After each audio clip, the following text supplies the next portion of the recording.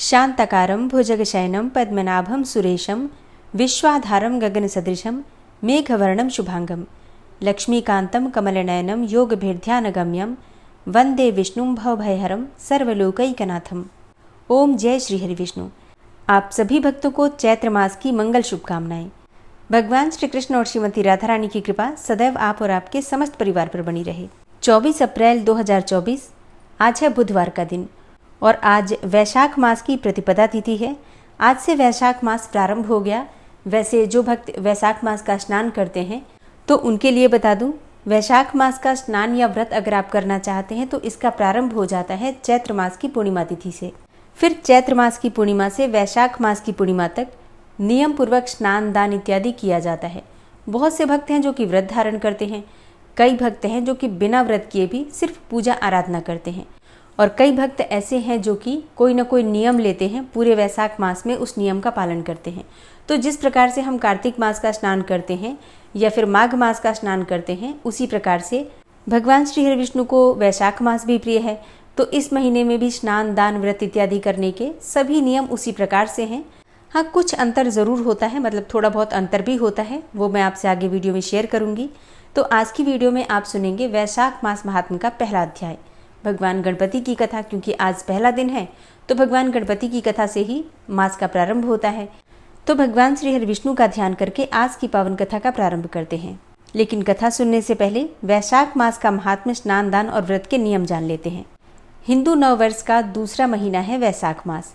वैशाख मास में कहा जाता है कि भगवान विष्णु की आराधना से सभी प्रकार की कामनाएं पूर्ण हो जाती हैं, क्योंकि ये जो महीना होता है वैशाख मास, ये भगवान विष्णु को ही समर्पित होता है।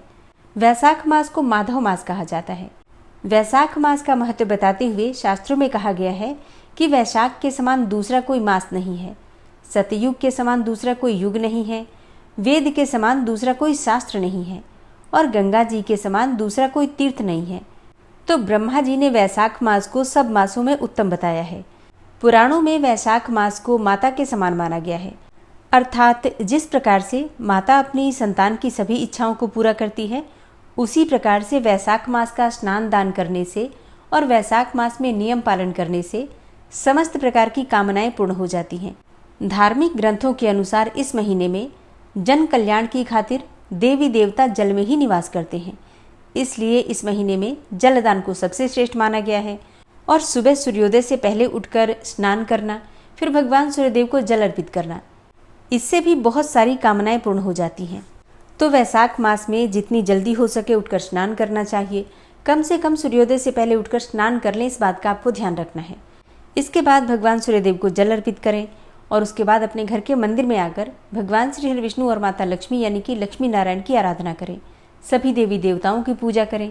राहगीरों के लिए, प्यासों के लिए पानी की व्यवस्था करें। चाहे तो आप प्याऊ लगवा सकते हैं, कुआं लगवा सकते हैं, या फिर जल का वितरण वैसे भी किया जा सकता है। मतलब ज़रूरी नहीं है कि आप प्याऊ लगवाएं, लेकिन हाँ, कम से कम एक नियम रखिए कि पूरे दिन में किसी एक दो व्यक्ति को भी अगर आप पानी पिला देते हैं तो श्रेष्ठ होगा, और अगर आप ऐसा नहीं कर पाते हैं तो भी परेशान होने की आवश्यकता नहीं है। आप अपने घर की छत पर भी पक्षियों के लिए जल की और अन्न की व्यवस्था कर सकते हैं। मतलब थोड़ा सा पानी, थोड़ा सा अन्न एक पात्र में करके रख सकते हैं, जो कि पक्षी दिन में खा जाते हैं और जल पी लेते हैं, तो इसका भी आपको उतना ही लाभ मिलता है। मतलब किसी न किसी जीव को अन्न और जल अगर आप प्रतिदिन देते हैं तो ये भी एक नियम में आता है। इसके अलावा आप दीपदान कर सकते हैं, किसी भी मंदिर में या फिर घर में भी दीपदान कर सकते हैं। स्नान करना चाहें तो आप सुबह सूर्योदय से पहले उठकर स्नान करके पूजा कर सकते हैं, ये स्नान का नियम है। अगर आप इसके साथ व्रत भी करना चाहें तो फिर दिन में एक समय भोजन कर सकते हैं, दिन में आप फलाहार कर सकते हैं, ठीक है। इसी प्रकार से व्रत किए जाते हैं। मास के जो व्रत होते हैं, एक समय का भोजन और एक समय दिन में 1 या 2 बार फलाहार कर सकते हैं, ठीक है। इतना ध्यान रखिए। अब अगर आप व्रत करते हैं तो इसके साथ बहुत सारे नियम होते हैं, जैसे कि आपको ब्रह्मचर्य का पालन करना पड़ेगा, लहसुन प्याज इत्यादि आप नहीं खा सकते हैं। तो बहुत सारे नियम व्रत के साथ आ जाते हैं। लेकिन अगर आप व्रत नहीं करते हैं तो ऐसे में आप सिर्फ प्रतिदिन स्नान का नियम ले सकते हैं। अच्छा, इसके साथ आप चाहें तो लहसुन प्याज का त्याग कर सकते हैं। अगर आप लहसुन प्याज नहीं भी छोड़ते हैं तब भी आप अगर स्नान करते हैं तो स्नान का फल तो आपको मिल ही जाता है। बाकी अगर आप लहसुन प्याज मांस मदिरा इन चीज़ों का सेवन नहीं करते हैं तो ये फल कई गुना हो जाता है। अच्छा देखिए, आप जैसे कि लहसुन प्याज नहीं भी छोड़ पाते हैं तो कम से कम इतना आपको ध्यान रखना है कि अगर आप नॉनवेज खाते हैं तो इस महीने में आपको नॉनवेज का त्याग करना चाहिए, मांस मदिरा का सेवन नहीं करना चाहिए। एक और चीज़, जैसे जो भक्त व्रत धारण करते हैं उन्हें भूमि पर शयन करना है, अर्थात बेड पर नहीं सोना है, जमीन पर आप गद्दा या फिर चटाई लगाकर भी सो सकते हैं। और जैसे जो भक्त व्रत नहीं कर पाते हैं, मान लीजिए स्नान भी नहीं कर पाते हैं, तो ऐसे में कोई भी एक नियम ले लीजिए, प्रतिदिन किसी को जल पिलाने का या फिर हर रोज़ कुछ न कुछ दान करने का नियम आप ले सकते हैं। मंदिर में दीपदान का नियम ले सकते हैं, प्रतिदिन तुलसी पूजा का नियम ले सकते हैं, शालिग्राम को तुलसी अर्पित करने का नियम ले सकते हैं। ठीक है, मतलब इस प्रकार से कोई भी एक नियम लेकर और पूरे महीने में आप उसे पालन करते हैं तो उसका फल आपको ज़रूर मिलता है। अब जैसे कि बहुत से भक्तों के प्रश्न आते हैं कि हम किन चीज़ों का दान करें। देखिए, दान आप अपनी इच्छा के अनुसार कर सकते हैं। मौसम जैसा कि अभी सर्दियों का होता है तो हम सर्दियों की चीज़ें दान करते हैं।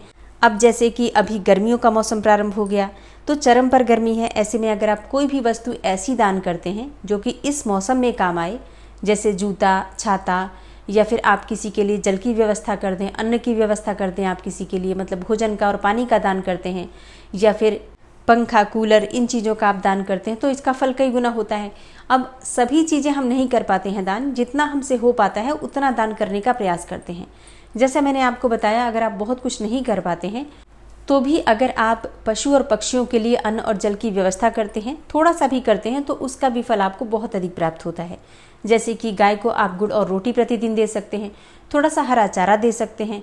इसी प्रकार से पक्षियों के लिए आप कुछ दे सकते हैं, कुत्तों के निमित्त आप थोड़ी सी ब्रेड दे सकते हैं, दूध दे सकते हैं, या फिर रोटी दे सकते हैं, जो भी आपके पास उपलब्ध हो। ठीक है, तो अपनी इच्छा के अनुसार जो आपसे बन पड़े और जिस प्रकार से भी बन पड़े, जिस प्रकार से भी संभव हो, जीवों की सेवा करनी चाहिए। ठीक है, बस इतना ध्यान रखिए। तो अगर आप व्रत नहीं कर पाते हैं, सुबह उठकर स्नान भी नहीं कर पाते हैं, तो कोई सा भी नियम लेकर और पूरे महीने भगवान श्री हरि विष्णु के माधव स्वरूप की आराधना कीजिए और हर रोज़ की कथा सुनिए, महात्मा सुनिए, मंत्र सुनिए, इसका भी आपको बहुत अधिक लाभ होता है। ठीक है, तो क्या होता है कि जो महीना शुभ होता है उस महीने में हम जो भी शुभ कर्म करते हैं उसका फल हमें कई गुना होकर प्राप्त होता है। और उस महीने में जो भी हम गलत कार्य करते हैं, मतलब किसी की चुगली करते हैं, निंदा करते हैं, अपना कार्य व्यर्थ की बातों में बिता देते हैं, या किसी भी प्रकार से किसी भी जीव को कष्ट पहुंचाते हैं, क्रोध करते हैं किसी के ऊपर, किसी को कटु वचन बोल देते हैं, किसी का भी मन अगर हमारी वजह से कष्ट में पड़ता है तो हमें भी उस कष्ट का सामना करना पड़ता है।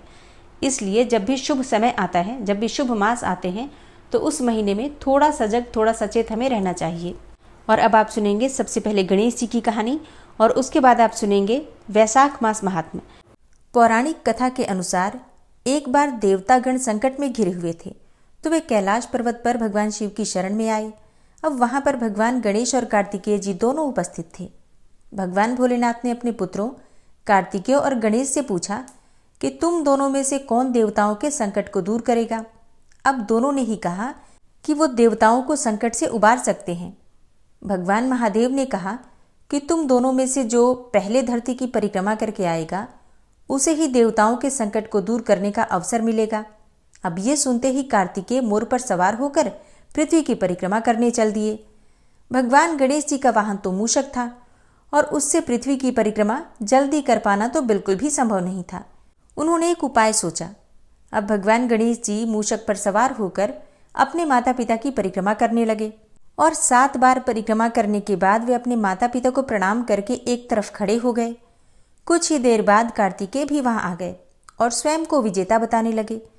इस पर शिवजी ने गणेश जी से पूछा कि उन्होंने पृथ्वी की परिक्रमा करने की जगह माता पिता की परिक्रमा क्यों की। तब गणेश जी ने कहा कि माता पिता के चरणों में ही समस्त लोक होता है। यह सुनकर भगवान शिव अत्यंत प्रसन्न हो गए और गणेश जी को विजयी घोषित किया और उन्होंने गणेश जी को ही देवताओं का संकट दूर करने का आदेश भी दिया। साथ ही गणेश जी को यह भी आशीर्वाद दिया कि जो भी व्यक्ति चौथ के दिन व्रत रखकर तुम्हारी पूजा करेगा और चंद्रमा को अर्घ्य देगा उसके सभी संकट दूर होंगे और पाप भी मिटेंगे। उसे पुत्र, धन, सुख, समृद्धि आदि की प्राप्ति भी होगी। इसलिए बुद्धि और विवेक के देवता भगवान गणपति की आराधना करने से बुद्धि में भी वृद्धि होती है। दूसरी पौराणिक कथा के अनुसार एक नगर में एक बुढ़िया रहती थी। वह गणेश जी की परम भक्त थी, हमेशा चतुर्थी का व्रत रखती थी और गणेश जी की पूजा करती थी। एक दिन गणेश जी प्रकट हो गए और उससे बोले कि आज तुम जो चाहो मांग लो, मन की मुराद पूरी होगी। इस पर बुढ़िया ने गणेश जी से कहा कि उसे तो मांगना ही नहीं आता, वह कैसे कुछ मांगे। तब गणेश जी ने कहा कि तुम अपने बेटे और बहू से जाकर सलाह ले लो। इस पर बुढ़िया ने अपने बेटे से कहा कि भगवान गणेश जी ने कुछ मांगने को कहा है तो क्या मांगूं? उसने कहा कि धन मांग ले। उसकी पत्नी ने कहा कि नाती मांग ले। बुढ़िया ने पड़ोस में जाकर लोगों से पूछा तो उन्होंने कहा कि धन और नाती का तुम्हें क्या लाभ है, तुम तो अंधी हो, अपने लिए गणेश जी से आंखों की रोशनी मांग लो। बुढ़िया ने गणेश जी से कहा कि आप प्रसन्न हैं तो 9 करोड़ की माया दो, निरोगी काया दो, अखंड सुहाग दो, आंखों की रोशनी दो, नाती और पोता दो, सुख और समृद्धि दो और जीवन के अंत में मोक्ष दो। देखो, बुढ़िया ने एक ही लाइन में सब कुछ मांग लिया। इस पर गणेश जी ने कहा कि बुढ़िया माँ, तुमने तो मुझे ठग ही लिया, लेकिन जाओ, तुम्हारी सब मनोकामनाएं पूरी हो। उसके बाद गणेश जी वहां से चले गए और बुढ़िया को सब कुछ प्राप्त हो गया। तो प्रेम से जयकारा लगाइए भगवान गणेश की जय। सकट चौथ की अगली कथा के अनुसार सतयुग में राजा हरिश्चंद्र के राज्य में एक कुम्हार रहता था। एक बार तमाम कोशिशों के बावजूद भी जब उसके बर्तन कच्चे रह जा रहे थे तो उसने ये बात एक पुजारी को बताई। उस पर पुजारी ने बताया कि किसी छोटे बच्चे की अगर बलि दी जाए तो ये समस्या दूर हो जाएगी। इसके बाद उस कुम्हार ने एक बच्चे को पकड़कर आमे में डाल दिया। वो सकट चौथ का दिन था। काफ़ी खोजने के बाद भी जब उसकी माँ को उसका बेटा नहीं मिला तो उसने गणेश जी के समक्ष सच्चे मन से प्रार्थना की। उधर जब कुम्हार ने सुबह उठकर देखा तो आमा में उसका बर्तन तो पक गए थे, लेकिन बच्चा भी सुरक्षित था। इस घटना के बाद कुम्हार डर गया और राजा के समक्ष पहुंचकर पूरी कहानी सुनाई। उसके बाद राजा ने बच्चे और उसकी माँ को बुलवाया तो माँ ने संकटों को दूर करने वाले सकट चौथ की महिमा का वर्णन किया। तभी से महिलाएं अपनी संतान और परिवार के सौभाग्य के लिए और लंबी आयु के लिए और संतान की लंबी आयु के लिए इस व्रत को धारण करने लगी। जो संतानवती महिलाएं इस व्रत को धारण करती हैं, भगवान गणेश की कृपा से उनके संतान की हर समय रक्षा होती है और भगवान गणेश की कृपा से संतान की आयु भी लंबी होती है और भगवान गणेश उन्हें विद्या और बुद्धि का वरदान भी देते हैं। सकट चौथ व्रत की अगली कथा के अनुसार एक बार महादेव जी पार्वती सहित नर्मदा के तट पर गए। वहां एक सुंदर स्थान पर पार्वती जी ने महादेव जी के साथ चौपड़ खेलने की इच्छा व्यक्त की। तब शिव जी ने कहा, हमारी हार जीत का साक्षी कौन होगा? अब पार्वती जी ने तत्काल ही वहां की एक घास के तिनके बटोरकर एक पुतला बनाया और उसमें प्राण प्रतिष्ठा करके उससे कहा कि बेटा, हम चौपड़ खेलना चाहते हैं, किंतु यहाँ हार और जीत का साक्षी कोई नहीं है, इसलिए खेल के अंत में तुम हमारी हार जीत के साक्षी होकर बताना कि हम में से कौन जीता और कौन हारा। खेल आरंभ हुआ। दैव योग से 3 बार पार्वती जी ही जीती, लेकिन जब अंत में बालक से हार जीत का निर्णय कराया गया तो उसने तो महादेव जी को ही विजयी बताया। परिणामतः पार्वती जी ने क्रुद्ध होकर उसे एक पांव से लंगड़ा होने और वहां कीचड़ में पड़ा रहकर दुख भोगने का शाप दे दिया। अब बालक ने विनम्रतापूर्वक कहा, माँ, मुझसे अज्ञानवश ऐसा हो गया, मैंने किसी कुटिलता या द्वेष के कारण ऐसा नहीं किया, मुझे क्षमा करें तथा शाप से मुक्ति का कोई उपाय भी बताइए। तब ममता रूपी माँ को उस पर दया आ गई और वे बोली, यहाँ नाग कन्याएं गणेश पूजन करने आएंगी, उनके उपदेश से तुम गणेश व्रत करके मुझे प्राप्त करोगे। इतना कहकर वे कैलाश पर्वत पर चली गईं। अब 1 वर्ष के बाद जब वहां पर सावन का महीना आया तो नाग कन्याएं गणेश जी के पूजन के लिए आईं और नाग कन्याओं ने गणेश व्रत करके उस बालक को भी व्रत की विधि बताई। उसके बाद बालक ने 12 दिन तक श्री गणेश जी का व्रत किया। तब गणेश जी ने उसे दर्शन देकर कहा कि मैं तुम्हारे व्रत से बहुत प्रसन्न हूँ, मनोवांछित वर मांगो। बालक बोला, भगवान, मेरे पाँव में इतनी शक्ति दे दो कि मैं कैलाश पर्वत पर अपने माता पिता के पास पहुंच सकूं और वे मुझ पर प्रसन्न हो जाएं। गणेश जी ने उसे वरदान दिया और तथास्तु कहकर अंतर्ध्यान हो गए। वरदान पाकर वह बालक भगवान शिव जी के चरणों में पहुंच गया। तब शिव जी ने उससे वहां तक पहुंचने के साधन के बारे में भी पूछा। तब बालक ने सारी कथा शिव जी को सुना दी और उधर उसी दिन से अप्रसन्न होकर माता पार्वती भगवान शिव जी से भी विमुख हो गई थी। तब भगवान शंकर ने भी बालक की ही तरह 21 दिन तक श्री गणेश जी का व्रत किया, जिसके प्रभाव से पार्वती के मन में स्वयं महादेव जी से मिलने की इच्छा जागृत हुई। वे शीघ्र ही कैलाश पर्वत पर आ पहुंची और वहाँ पहुंचकर पार्वती जी ने शिव जी से पूछा, हे भगवान, आपने ऐसा कौन सा उपाय किया जिसके फलस्वरूप मैं आपके पास भागी भागी आ गई। तब शिव जी ने गणेश जी के व्रत का इतिहास उनसे कह दिया और इसके बाद माता पार्वती ने अपने पुत्र कार्तिकेय से मिलने की इच्छा से 21 दिन तक 21-21 की संख्या में दूर्वा, पुष्प तथा लड्डुओं से गणेश जी का पूजन किया। 21वें दिन कार्तिकेय स्वयं ही पार्वती जी से आ मिले। उन्होंने भी माँ के मुख से इस व्रत का महात्म्य सुना और व्रत किया। भगवान गणेश का व्रत करना, उनकी पूजा करना और उनकी पूजा में दूर्वा अर्पित करना, इससे भगवान गणेश अत्यंत प्रसन्न हो जाते हैं और हर प्रकार की कामना को पूर्ण कर देते हैं। अगली कथा है भगवान गणेश और बुढ़िया माई की। एक बुढ़िया माई थी, मिट्टी के गणेश जी की पूजा करती थी। अब रोज बनाए और रोज गल जाए। एक सेठ का मकान बन रहा था उन्हीं दिनों। तब वो जाकर मिस्त्रियों से बोली कि पत्थर का गणेश बना दो। मिस्त्री बोले, जितनी देर हम तेरा पत्थर का गणेश गढ़ेंगे उतनी देर में तो अपनी हम दीवार चीन लेंगे। बुढ़िया बोली, राम करे तुम्हारी दीवार टेढ़ी हो जाए। अब उनकी दीवार टेढ़ी हो गई।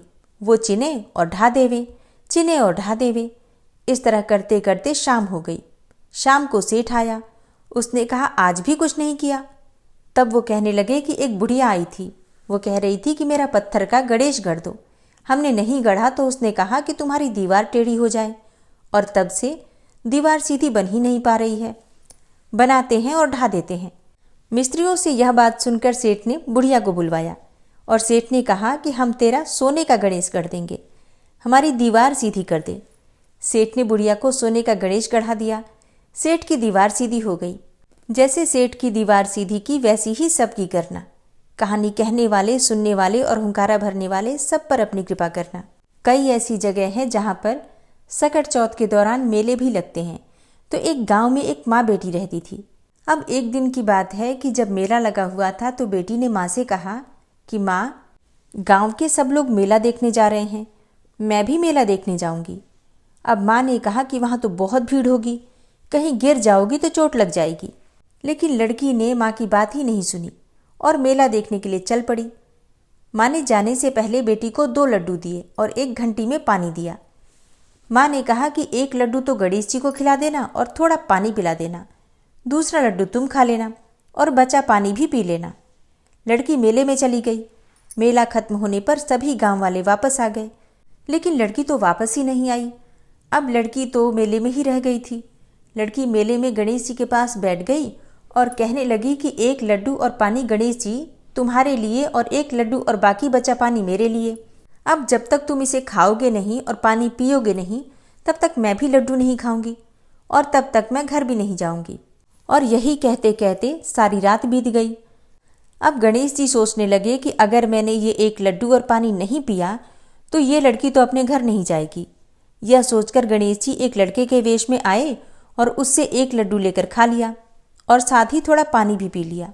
इसके बाद गणेश जी कहने लगे कि तुम अपने लिए कोई वरदान मांगो, मांगो तुम्हारी जो भी इच्छा हो। अब लड़की मन में सोचने लगी कि क्या मांगूं, अन्न मांगूं या धन मांगूं, या अपने लिए अच्छा वर मांगूं, या खेत मांगूं, या महल मांगूं। अब जब वो मन में सोच रही थी तो गणेश जी उसके मन की सारी बातों को जान गए। वो लड़की से बोले कि तुम अपने घर जाओ और तुमने जो भी मन में सोचा है वह सब तुम्हें मिलेगा। लड़की घर पहुंची तो माँ ने पूछा कि इतनी देर कैसे हो गई।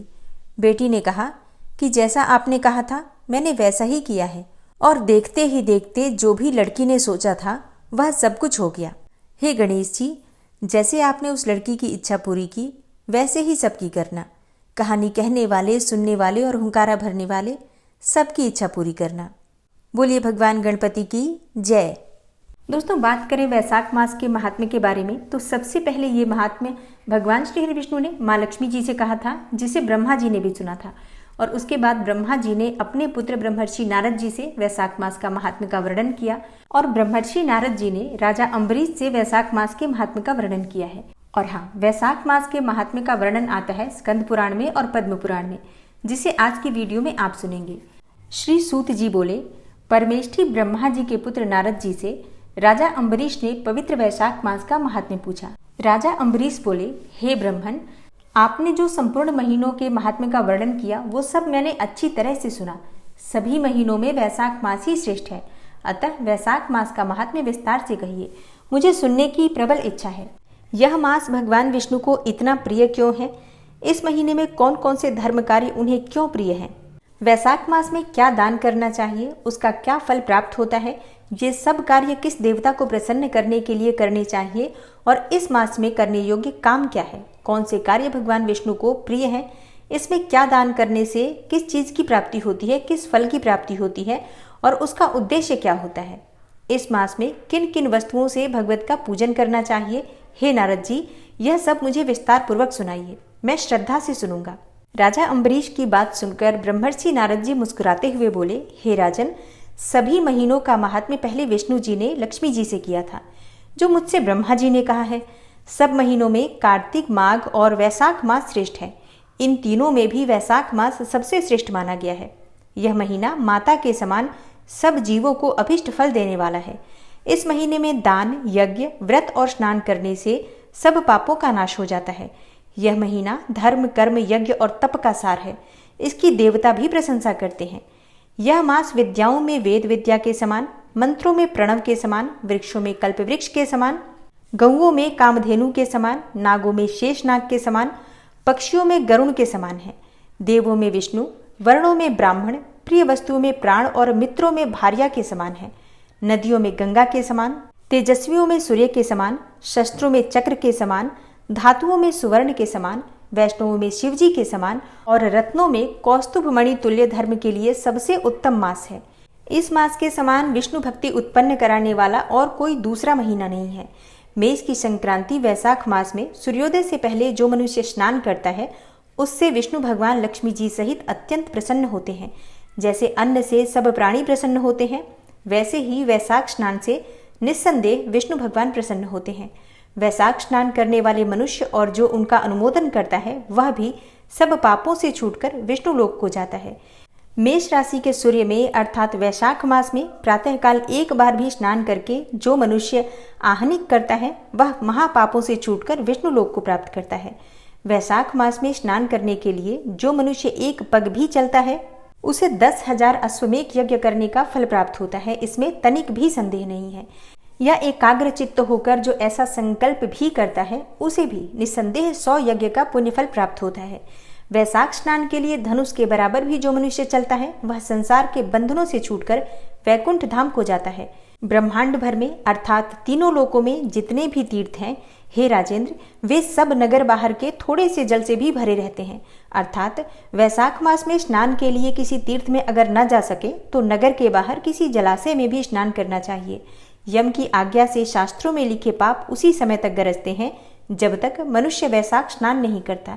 हे राजन, विष्णु भगवान की आज्ञा से वैशाख मास में तीर्थ आदि के अधिष्ठाता देवता सूर्योदय से 6 घड़ी तक जल के बाहर मनुष्यों के हित के लिए ठहरते हैं।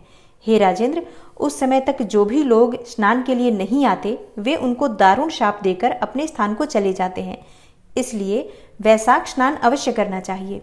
नारद जी बोले, हे राजन, वैशाख के समान कोई दूसरा महीना नहीं, सतयुग के समान दूसरा कोई युग नहीं है, वेद के समान शास्त्र नहीं है, गंगा जी के जैसा कोई तीर्थ नहीं है, जलदान के समान दूसरा कोई दान नहीं है और भार्या के समान दूसरा कोई सुख नहीं है, खेती जैसा कोई धन नहीं है और जीवन के समान कोई दूसरा लाभ नहीं है, उपवास जैसा दूसरा कोई तप नहीं है, दान जैसा सुख और दया के समान दूसरा कोई धर्म नहीं है तथा नेत्रों के समान कोई ज्योति नहीं है, भोजन के समान कोई तृप्ति नहीं है, खेती के समान कोई व्यापार नहीं है और धर्म के समान कोई हितकारी मित्र नहीं है और सत्य के समान कोई यश नहीं है, आरोग्य के समान कोई हर्ष नहीं है, केशव के समान कोई रक्षक नहीं है और माधव के तुल्य संसार में कोई पवित्र नहीं है। ऐसा ही परम उत्तम वैशाख मास शेषशायी भगवान को सदा प्यारा है। भगवान के प्यारे इस महीने को जो लोग बिना व्रत किए व्यतीत कर देते हैं, वह धर्महीन होकर शीघ्र ही पशु योनि पाते हैं। ऐसे मनुष्यों का कुआं बावड़ी बनवाना, बगीचा लगवाना आदि सब धर्म व्यर्थ है, उनका कुछ फल प्राप्त नहीं होता। श्री नारायण कवच। भगवान श्री हरि गरुड़ जी की पीठ पर अपने चरण कमल रखे हुए हैं। अणिमा आदि 8 सिद्धियां उनकी सेवा कर रही हैं और 8 हाथों में शंख, चक्र, ढाल, तलवार, गदा, बाण, धनुष और पाश अर्थात फंदा धारण किए हुए हैं। वे ही ओंकार स्वरूप प्रभु सब प्रकार से सब ओर से मेरी रक्षा करें।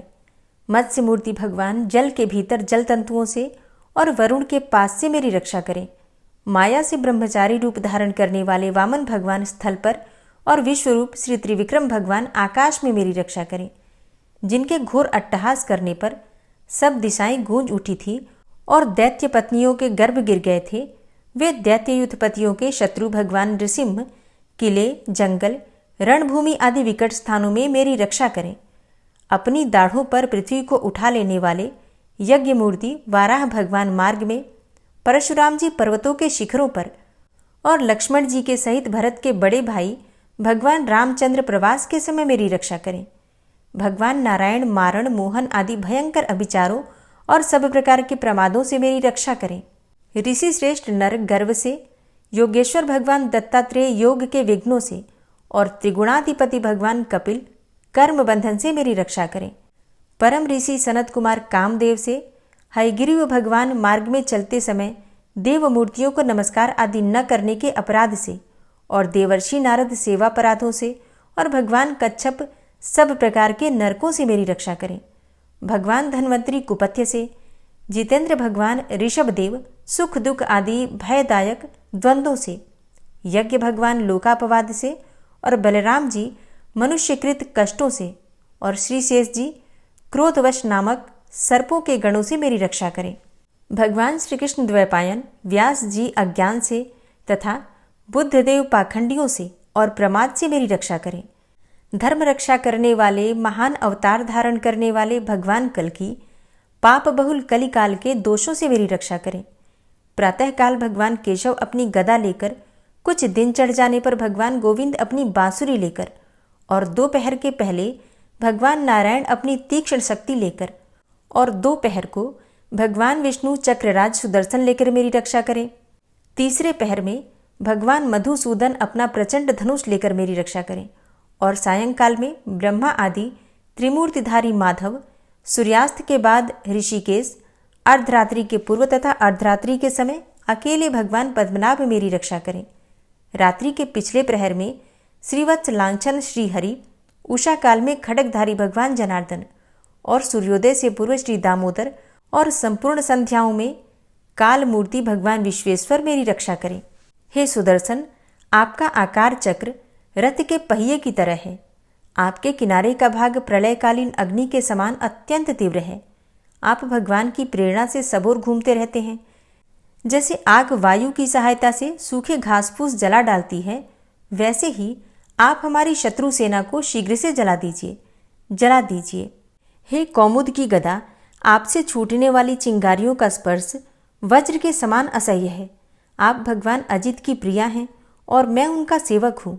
इसलिए आप कुष्मांड, विनायक, यक्ष, राक्षस, भूत और प्रेत आदि ग्रहों को अभी कुचल डालिए तथा मेरे शत्रुओं को चूर चूर कर दीजिए। हे शंखश्रेष्ठ, आप भगवान श्री कृष्ण के फूंकने से भयंकर शब्द करके मेरे शत्रुओं का दिल दहला दीजिए एवं यातुधान, प्रमथ, प्रेत, मातृका, पिशाच तथा ब्रह्म राक्षस आदि भयावने प्राणियों को यहाँ से तुरंत भगा दीजिए। भगवान की श्रेष्ठ तलवार, आपकी धार बहुत तीक्ष्ण है। आप भगवान की प्रेरणा से मेरे शत्रुओं को छिन्न भिन्न कर दीजिए। भगवान की प्यारी ढाल, आप में सैकड़ों चंद्राकार मंडल है। आप पाप दृष्टि, पापात्मा शत्रुओं की आंखें बंद कर दीजिए और उन्हें सदा के लिए अंधा बना दीजिए। सूर्य आदि ग्रह, धूमकेतु, पुच्छल तारे आदि केतु, दुष्ट मनुष्य, सर्प आदि रेंगने वाले जंतु, दाढ़ों वाले हिंसक पशु, भूत प्रेत आदि तथा पापी प्राणियों से हमें जो भय हो और जो हमारे मंगल के विरोधी हों, वे सभी भगवान के नाम, रूप तथा आयुधों का कीर्तन करने से तत्काल नष्ट हो जाएं। बृहद, रथंतर आदि सामवेदीय स्तोत्रों से जिनकी स्तुति की जाती है, वे वेद मूर्ति भगवान गरुड़ और विश्वक्सेन जी अपने नामोच्चारण के प्रभाव से हमें सब प्रकार की विपत्तियों से बचाएं। श्रीहरि के नाम, रूप, वाहन, आयुध तथा श्रेष्ठ पार्षद हमारी बुद्धि, इंद्रिय, मन और प्राणों को सब प्रकार की आपत्तियों से बचाएं। जितना भी कार्य अथवा कारण रूप जगत है, वह वास्तव में भगवान ही है। इस सत्य के प्रभाव से हमारे सारे उपद्रव नष्ट हो जाएं। जो लोग ब्रह्म और आत्मा की एकता का अनुभव कर चुके हैं, उनकी दृष्टि में भगवान का स्वरूप समस्त विकल्पों से रहित है, भेदों से रहित है, फिर भी वे अपनी माया शक्ति के द्वारा भूषण, आयुध और रूप नामक शक्तियों को धारण करते हैं, यह बात निश्चित रूप से सत्य है। इस कारण सर्वज्ञ, सर्वव्यापक भगवान श्री हरि सदा सर्वत्र सब स्वरूपों से हमारी रक्षा करें। जो अपने भयंकर अट्टहास से सब लोगों के भय को भगा देते हैं और अपने तेज से सबका तेज ग्रस लेते हैं, वे भगवान नृसिंह दिशा विदिशा में नीचे ऊपर बाहर भीतर सब ओर से हमारी रक्षा करें। हे देवराज इंद्र, मैंने तुम्हें यह नारायण कवच सुना दिया है। इस कवच से तुम अपने को सुरक्षित कर लो, बस फिर तुम अनायास ही सब दैत्य युद्धपतियों को जीत कर लोगे। इस नारायण कवच को धारण करने वाला पुरुष जिसको भी अपने नेत्रों से देख लेता है अथवा पैर से छू देता है, तत्काल समस्त भयों से वो मुक्त हो जाता है। जो इस वैष्णवी विद्या को धारण कर लेता है, उसे राजा, डाकू, प्रेत, पिशाच आदि और बाघ आदि हिंसक जीवों से कभी किसी प्रकार का भय नहीं होता। हे देवराज, प्राचीन काल की बात है, एक कौशिक गोत्री ब्राह्मण ने इस विद्या को धारण करके योग धारणा से अपना शरीर मरुभूमि में त्याग दिया। अब जहाँ उस ब्राह्मण का शरीर पड़ा था, उसके ऊपर से एक दिन गंधर्वराज चित्ररथ अपनी स्त्रियों के साथ विमान पर बैठकर निकले। वहां आते ही वे नीचे की ओर सिर किए विमान सहित आकाश से पृथ्वी पर गिर पड़े। इस घटना से उनके आश्चर्य की सीमा न रही जब उन्हें बालखिल्य मुनियों ने बतलाया कि यह नारायण कवच धारण करने का प्रभाव है। तब उन्होंने उस ब्राह्मण देव की हड्डियों को ले जाकर पूर्ववाहिनी सरस्वती नदी में प्रवाहित कर दिया और फिर स्नान करके वे अपने लोक को चले गए। श्री सुखदेव जी कहते हैं, हे परीक्षित, जो पुरुष इस नारायण कवच को समय पर सुनता है और जो आदरपूर्वक इसे धारण करता है, उसके सामने सभी प्राणी आदर से झुक जाते हैं और वह सब प्रकार के भयों से मुक्त हो जाता है। हे परीक्षित, शतक्रतु इंद्र ने आचार्य विश्वरूप जी से यह वैष्णवी विद्या प्राप्त करके रणभूमि में असुरों को जीत लिया और वे त्रैलोक्य लक्ष्मी का उपभोग करने लगे। श्री नारायण कवच संपूर्ण हुआ। श्री राधा कृपा कटाक्ष स्तोत्र। मुनीन्द्र वृंद वंदिते त्रिलोक शोक हारिणी प्रसन्न वक्त्र पंकजे निकुंज भूविलासिनी व्रजेन्द्र भानुनंदिनी व्रजेन्द्र सूनु संगते कदा करिष्यसि हमां कृपा कटाक्ष भाजनम्। अशोक वृक्ष वल्लरी वितान मंडपस्थिते प्रवाल बाल पल्लव प्रभारुणांध्रि कोमले वराभय स्फुरत्करे प्रभूत संपदालये कदा करिष्यसि हमां कृपा कटाक्ष भाजनम्। अनंगरंग मंगलम प्रसंग भंगुरं भ्रुवां सविभ्रमं ससंभ्रमं दृगंत बाणपातने निरन्तरं वशीकृत प्रतीत नन्दनन्दने कदा करिष्यसि हमां कृपा कटाक्ष भाजनम्। तडित्सुवर्ण चंपक प्रदीप्त गौर विग्रहे मुख प्रभा परास्त कोटि शारदेन्दु मंडले विचित्र चित्र संचर चकोर शावलोचने कदा करिष्यसि हमां कृपा कटाक्ष भाजनम्। मदोन्मदादि यौवने प्रमोदमान मंडिते प्रियानुराग रंजिते कला विलास पंडिते अनन्य धन्य कुंज राज्य काम केलि कोविदे कदा करिष्यसि हमां कृपा कटाक्ष भाजनम्। अशेष हाव भाव धीर हीर हार भूषिते प्रभूत शात कुंभ कुंभ कुंभि कुंभ सुस्तनि प्रशस्त मंद हास्य चूर्ण पूर्ण सौख्य सागरे कदा करिष्यसि हमां कृपा कटाक्ष भाजनम्।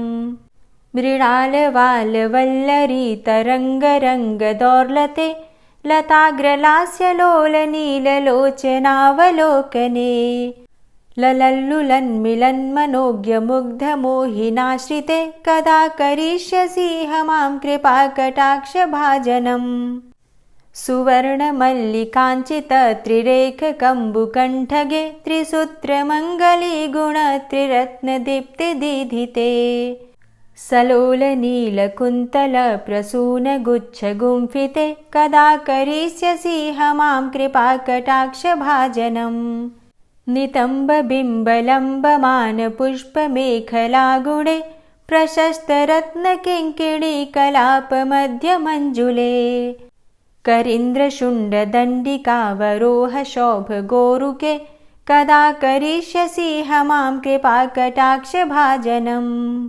अनेकमन्त्रनादमञ्जुनूपुरारवस्खलत् समाजराजहंसवंश निक्वडाति गौरवे विलोलहेमवल्लरी विडम्बिचारुचङ्क्रमे कदा करिष्यसि मां कृपाकटाक्षभाजनम्। अनन्तकोटिविष्णुलोकनम्रपद्मजार्चिते हिमाद्रिजापुलोमजा विरिञ्चिजावरप्रदे अपारसिद्धिरिद्धिदिग्धसत्पदाङ्गुलीनखे कदा करिष्यसि मां कृपाकटाक्षभाजनम्। मखेश्वरी क्रियेश्वरी स्वधेश्वरी सुरेश्वरी त्रिवेदभारतीश्वरी प्रमाणशासनेश्वरी रमेश्वरी क्षमेश्वरी प्रमोदकाननेश्वरी व्रजेश्वरी व्रजाधिपे श्रीराधिके नमोऽस्तुते। इतीममद्भुतं स्तवं निशम्य भानुनन्दिनी करोतु सन्ततं जनं कृपाकटाक्षभाजनम्। भवेत्तदैव सञ्चितत्रिरूपकर्मनाशनं लभेत्तदा ब्रजेन्द्रसूनुमण्डलप्रवेशनम्। जय जय श्रीराधे जय जय श्रीराधे। ॐ विश्वं विष्णुर्वषट्कारो भूतभव्य भवत्प्रभु भूतकृत भूतभृद्भावो भूतात्मा भूतवाहन भूतात्मा परमात्मा च मुक्तानां परमागति अव्ययः पुरुषः साक्षी क्षेत्रज्ञो अक्षर एव च योगो योगविदां नेता प्रधानपुरुषेश्वरः नारसिंहवपुः श्रीमान् केशवः पुरुषोत्तमः सर्वः शर्वः शिवस्थाणुर्भूतादिर्निधिर्व्ययः सम्भवो भावनो भर्ता प्रभवः प्रभुरीश्वरः स्वयंभू शम्भुरादित्यः पुष्कराक्षो महास्वनः अनादिनिधनो धाता विधाता धातुरुत्तमः अप्रमेयो ऋषिकेश पद्मनाभो अमरप्रभु विश्वकर्मा मनुस्त्वष्टा स्थविष्ठः स्थविरो ध्रुवः अग्राह्यः शाश्वतः कृष्णो लोहिताक्षः प्रतर्दनः प्रभूतस्त्रिककुब्धाम पवित्रं मङ्गलं परम् ईशानः प्राणदः प्राणो ज्येष्ठः श्रेष्ठः प्रजापति हिरण्यगर्भो भूगर्भो माधवो मधुसूदनः ईश्वरो विक्रमी धन्वी मेधावी विक्रमः क्रमः अनुत्तमो दुराधर्षः कृतज्ञः कृतिरात्मवान् सुरेशः शरणं शर्म विश्वरेताः प्रजाभवः अह संवत्सरो व्यालः प्रत्ययः सर्वदर्शनः अजः सर्वेश्वरः सिद्धः सिद्धे सर्वादिर्च्युतः वृषाकपिर्मेयात्मा सर्वयोगविनिश्रितः वसुर्वसुमनः सत्यः समात्मा संमितः समः अमोघः पुण्डरीकाक्षो वृषकर्मा वृषाकृतिः रुद्रो बहुशिरा बभ्रुर्विश्वयोनिः शुचिश्रवः अमृतः शाश्वतस्थाणुर्वरारोहो महातपः सर्वगः सर्वविद्भानुर्विश्वक्सेनो जनार्दनः वेदो वेदविद्व्यङ्गो वेदाङ्गो वेदवित्कविः लोकाध्यक्षः सुराध्यक्षो धर्माध्यक्षः कृताकृतः चतुरात्मा चतुर्व्यूहश्चतुर्द्रष्टश्चतुर्भुजः भ्राजेष्णुर्भोजनं भोक्ता सहिष्णुर्जगदाति च अनघो विजयोजेता विश्वयोनिः पुनर्वसु उपेन्द्रो वामनः प्रांशुर्मोघः शुचिरुर्जितः अतीन्द्रः सङ्ग्रहः सर्गो धृतात्मा नियमो यमः वेद्यो वैद्यः सदा योगी वीरः माधवो मधुः अतीन्द्रियो महामायो महोत्साहो महाबलः महाबुद्धिर्महावीर्यो महाशक्तिर्महाद्युतिः अनिर्देश्य वपुः श्रीमान् मेयात्मा महाधृतृक् महिश्वासो महीभर्ता श्रीनिवासः सतां गति अनिरुद्ध सुरानन्दो गोविन्दो गोविन्दाम्पति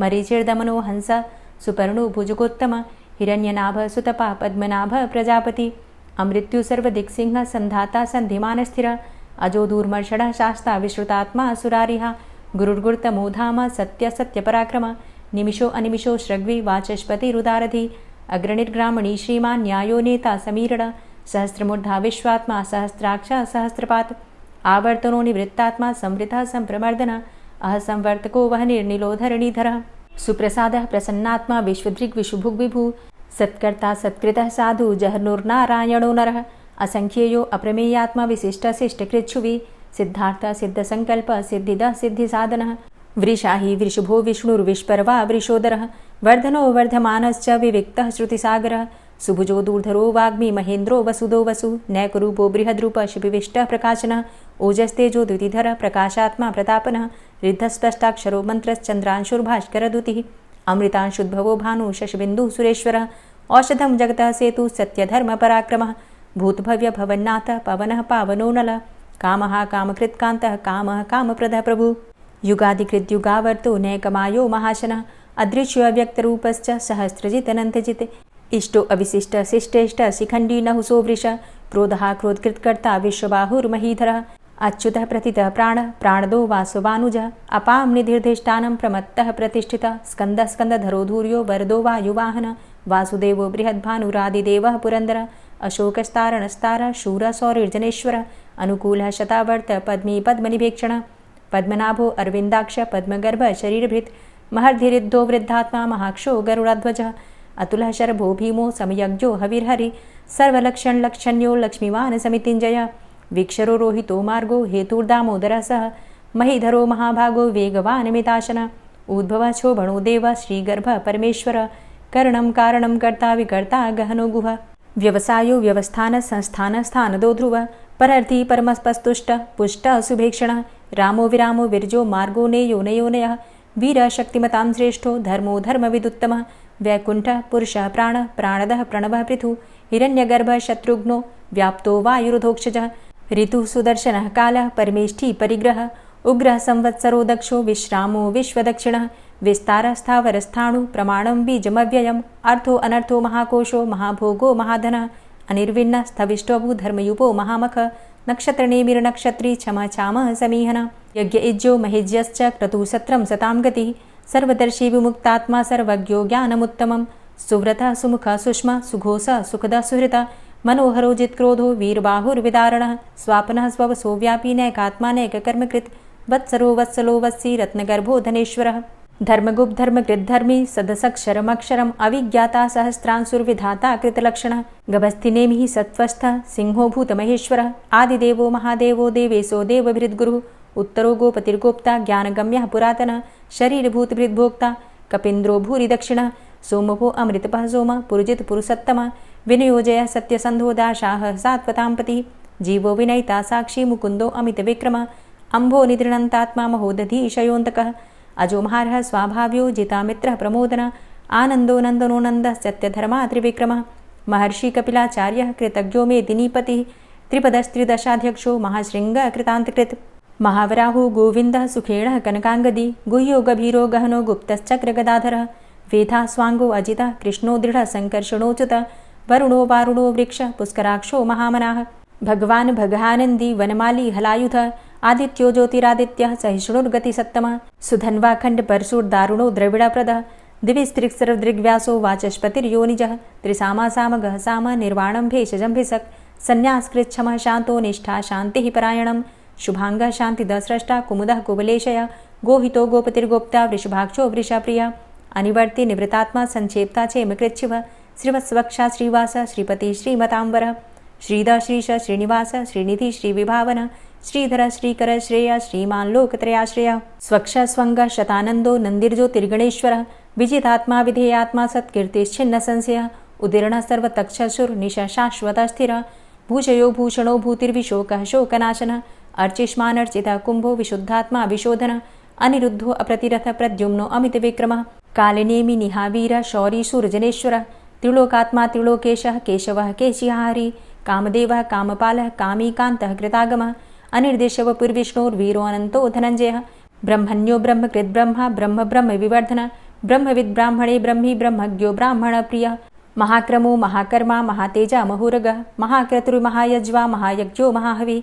स्तव्यः स्तव प्रियः स्तोत्रं स्तुतिस्तोतारणप्रियः पूर्णः पुरैता पुण्यः पुण्यकीर्तिर्नामयः मनोजवस्तीर्थकरो वसुरेता वसुप्रदः वसुप्रदो वासुदेव वसुर्वसुमनाहवि सद्गतिः सत्कीर्तिः सत्ता सद्भूतिः सत्परायणः शूरसेनो यदुश्रेष्ठः सन्निवासः सुयामुनः भूतावासो वासुदेवः सर्वासु निलयोऽनलः दर्पः दर्पदो दृप्तो दूढरोथा पराजितः विश्वमूर्तिर्महामूर्तिर्दीप्तमूर्तिर्मूर्तिमान् अनेकमूर्तिरव्यक्तः शतमूर्तिः शताननः एको नैकः सवकः किं यत्तत्पदमनुत्तमं लोकबन्धुर्लोकनाथो माधवो भक्तवत्सलः सुवर्णवर्णो हेमाङ्गो वराङ्गश्चन्दनाङ्गदी वीरः विषमः शून्यो घृताशीरचलश्चलः अमानीमानदोमान्यो लोकस्वामी त्रिलोकधृक् सुमेधा मेधजो धन्यः सत्यमेधाधराधरः तेजोवृषः द्वितिधरः सर्वशस्त्रभृताम्बरः प्रग्रहो निग्रहो व्यग्रो नैकशृङ्गो गदाग्रजः चतुर्मूर्तिश्चतुर्बाहुश्चतुर्व्यूहश्चतुर्गति चतुरात्मा चतुर्भावश्चतुर्वेद विदेकपात समावर्तो अनिवृतात्मा दुर्जयो दुरतिक्रम दुर्लभो दुर्गमो दुर्गो दुरावासो दुरारिहा शुभांगो लोक सारंग शुतंतुस्तंतुवर्धन इंद्रकर्मा महाकर्मा कृतकर्मा कृतागम उद्भव सुंदर सुंदो रत्ननाभ सुलोचन अर्को वाजसन श्रृंगी जयंत सर्वविजयी सुवर्णबिंदु रक्षोभ्य सर्वभागीश्वरेश्वर महाहृदो महागर्तो महाभूतो महानिधि कुमुदः कुंदरः कुंदः पर्जन्यः पावनो नीलः अमृताशो अमृतवपुः सर्वज्ञः सर्वतोमुख सुलभ सुव्रत सिद्ध शत्रुजित् शत्रुतापन न्यग्रोधो दुम्बरो अस्वस्थश्चाणुरान्ध्रनिषूदन सहस्रार्चिः सप्तजिह्व सप्तैधा सप्तवाहन अमूर्तिरणघो अचिन्त्यो भयकृद् भयनाशन अणुर्बृहत्कृशस्थूलो गुणभृन्निर्गुणो महान् अधृत स्वधृत स्वास्य प्राग्वंशो वंशवर्धनः भारभृतिकथितो योगी योगी स सर्वकामद आश्रमश्रमण छाम सुपर्णो वायुवाहन धनुर्धरो धनुर्वेदो दण्डोदमयितादम अपराजितः सर्वसहो नियन्ता नियमो यमः सत्त्ववान् सात्विकः सत्य सत्यधर्मपरायण अभिप्रायः प्रियार्होर्ह प्रियकृत् प्रीतिवर्धनः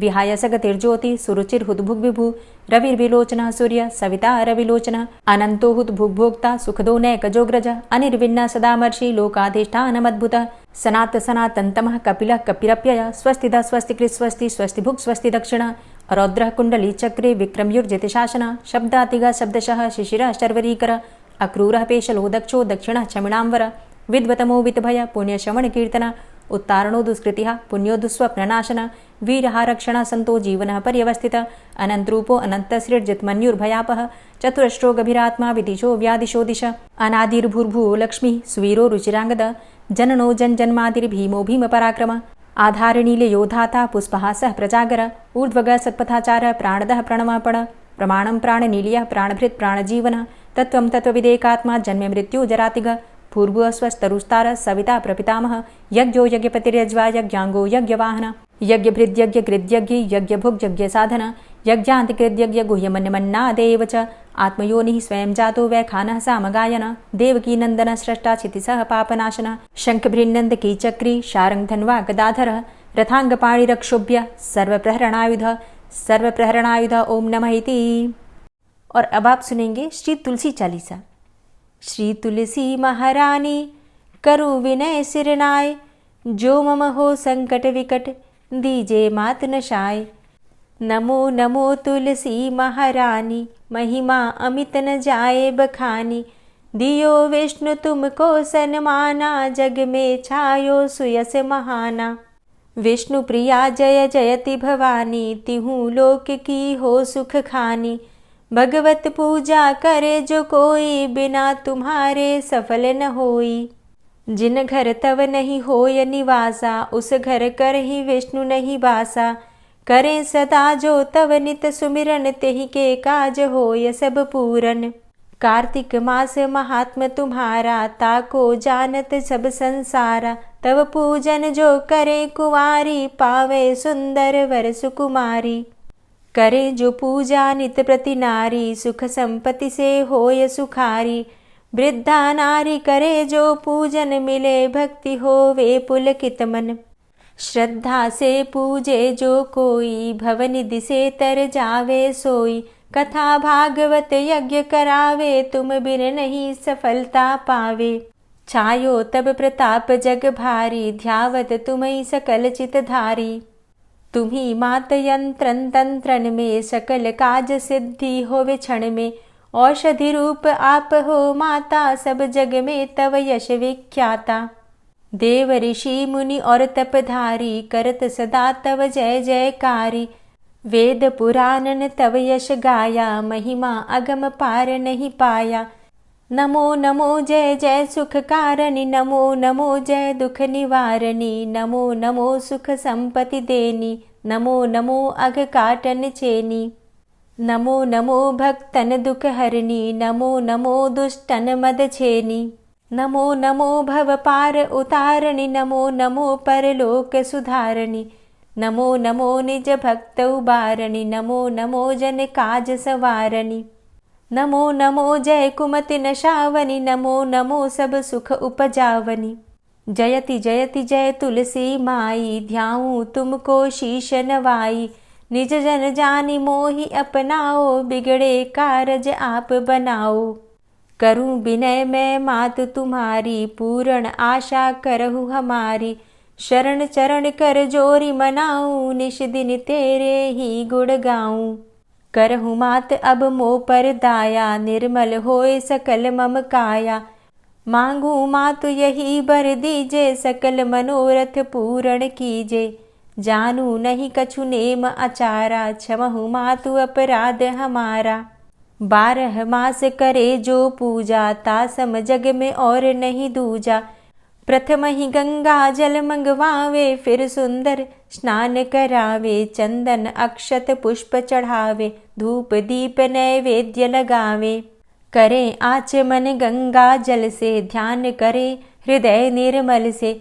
पाठ करे फिर चालीसा की, स्तुति करे मात तुलसा की। यह विधि पूजा करे हमेशा, ताके तन नहीं रहे कलेशा। करे मास कार्तिक का साधन, सोवे नित पवित्र हुई जाहि। है यह कथा महासुखदाई, पढ़े सुने सो भव तर जाई। यह श्री तुलसी चालीसा, पाठ करे जो कोय। गोविंद सो फल पावही, जो मन इच्छा होय। तुलसी चालीसा संपूर्ण। और अब आप सुनेंगे तुलसी महारानी की आरती। तुलसी महारानी नमो नमो, हरि की पटरानी नमो नमो। तुलसी महारानी नमो नमो, हरि की पटरानी नमो नमो। धन्य तुलसी पूर्ण तप कीनो, धन्य तुलसी पूर्ण तप कीनो। शालिग्राम की बनी पटरानी नमो नमो। तुलसी महारानी नमो नमो, हरि की पटरानी नमो नमो। जाके पत्र मंजरी कोमल, जाके पत्र मंजरी कोमल। श्रीपति कमल चरण लपटानी नमो नमो, हरि की पटरानी नमो नमो। तुलसी महारानी नमो नमो। धूप दीप नैवेद्य आरती, धूप दीप नैवेद्य आरती। पुष्पन की वर्षा बरसानी नमो नमो, हरि की पटरानी नमो नमो। तुलसा महारानी नमो नमो। 56 भोग 36 व्यंजन, 56 भोग 36 व्यंजन। बिन तुलसा हरि एक न मानी नमो नमो। तुलसी महारानी नमो नमो, हरि की पटरानी नमो नमो। सभी सखी मैया तेरो यश गावे, सभी सखी मैया तेरो यश गावे। भक्ति दान दीजे महारानी नमो नमो। तुलसा महारानी नमो नमो, हरि की पटरानी नमो नमो। नमो नमो तुलसा महारानी, नमो नमो तुलसी महारानी। तुलसी महारानी नमो नमो, हरि की पटरानी नमो नमो। तुलसी महारानी नमो नमो, हरि की पटरानी नमो नमो। प्रेम से बोलिए तुलसी मैया की जय। तो दोस्तों, उम्मीद करती हूँ कि आज की वीडियो आपको ज़रूर पसंद आई होगी। वीडियो पसंद आई हो तो वीडियो को लाइक ज़रूर किया कीजिए और अगर संभव हो तो वीडियो को ज़्यादा से ज़्यादा शेयर कीजिए। चैनल पर पहली बार आए हैं और अगर अभी तक आपने इस चैनल को सब्सक्राइब नहीं किया है तो आज की वीडियो अगर आपको अच्छी लगे तो चैनल को सब्सक्राइब करके बेल आइकन को ज़रूर प्रेस कर लीजिए। इससे ये होगा कि इस चैनल पर जो भी नई वीडियो अपलोड होंगी उनकी नोटिफिकेशन आपको सही समय पर प्राप्त होगी। मिलती मैं आपसे अगली वीडियो में, तब तक के लिए जय श्री राधे।